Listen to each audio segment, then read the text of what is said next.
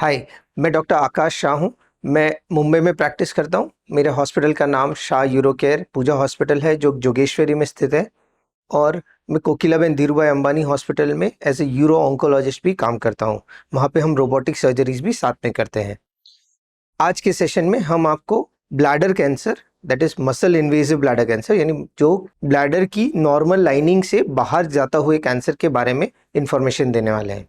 Bladder cancer जो muscle की lining से बाहर गया हुआ है, उसकी ट्रीटमेंट प्रोटोकॉल्स और उसमें आपको सिम्टम क्या होंगे, उसमें कैसे आप प्रोसीड करेंगे, क्या क्या चीज़ें आप एक्सपेक्ट कर सकते हो, आपकी लाइफ की लॉन्जिटिविटी क्या है, उस सब पे डिस्कशन होगा।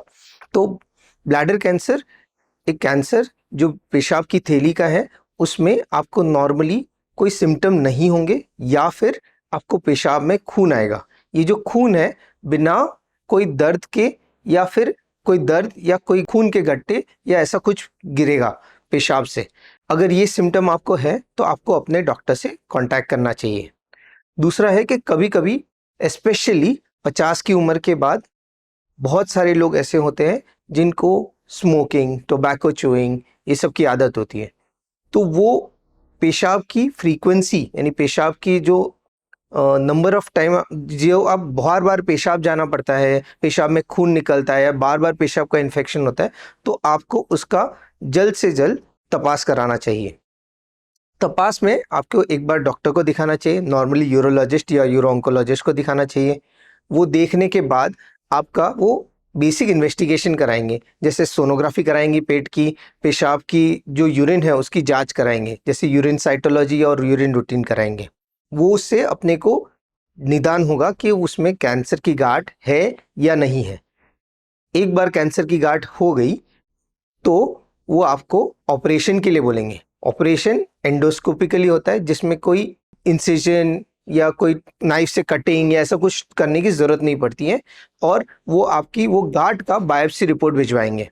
वो बायोप्सी रिपोर्ट जानने के बाद आपको पता चलता है कि वो खाली ब्लैडर की लाइनिंग तक है, सीमित है, या ब्लैडर से बाहर तक जा रहा है।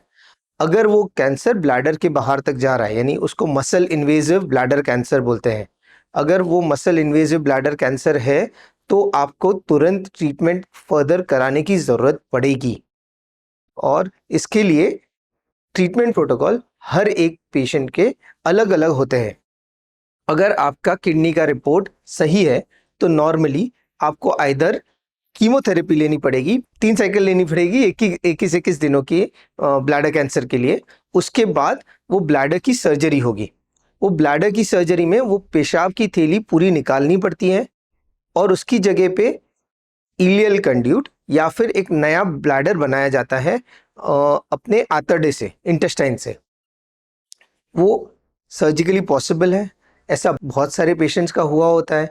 उसके बाद भी आपकी लाइफ एक्सपेक्टेंसी काफ़ी अच्छी रहती है, स्पेशली अगर वो सिर्फ T2 यानी स्टेज 2 डिसीज़ है, तो आपकी लाइफ एक्सपेक्टेंसी मिनिमम 70% रहेगी 5 साल तक। अगर वो उससे ज़्यादा फैला हुआ है तो भी आप आगे कीमोथेरेपी की ट्रीटमेंट, इम्यूनोथेरेपी की ट्रीटमेंट लेके आपकी लाइफ बढ़ा सकते हैं और भी। अब इसमें सर्जरी के बाद अपने को क्या-क्या चीज़ पे ध्यान रखना है। एक तो इसमें स्टोमा होता है, जो अपने बाहर यूरिन जो है वो बाहर एब्डोमेन पे पास होगा, तो वो स्टोमा का अपने ध्यान रखना है। वो स्टोमा क्या करेगा कि जो भी अपना बाहर किडनी का सारा कचरा है, जैसे पेशाब की थैली काम करती थी, एग्जैक्टली वैसे काम करेगा। बस आपको वो बैग खाली करनी है और ध्यान रखना है कि वो स्टोमा पे डायरेक्ट इंजरी ना हो। ऐसे भी पेशेंट देखे हैं जो 30 साल की उम्र से ये मैनेज कर रहे हैं और 50 साल की उम्र में तक जी पा रहे हैं। ऐसे भी कभी-कभी होता है कि वो होने के बाद भी कभी-कभी कैंसर फैल जाता है। तभी भी बहुत सारी ट्रीटमेंट ऑप्शन अवेलेबल है, जिससे आपकी लाइफ बढ़ सकती है। तो हार नहीं माननी है और फॉलो करना है जो डॉक्टर कहते हैं, और मैनेज करना है अपनी लाइफ को जैसे-जैसे प्रोसीड करते हैं। Thank you.